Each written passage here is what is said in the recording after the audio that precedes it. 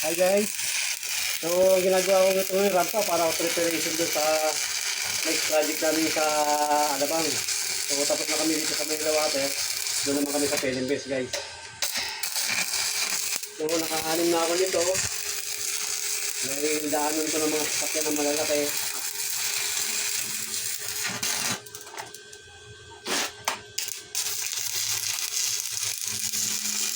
Nga pala guys, hiring nga pala kami ng welder at helper.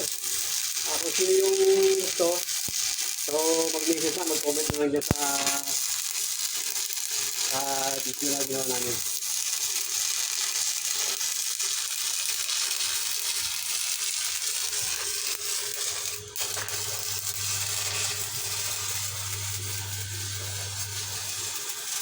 Ayan.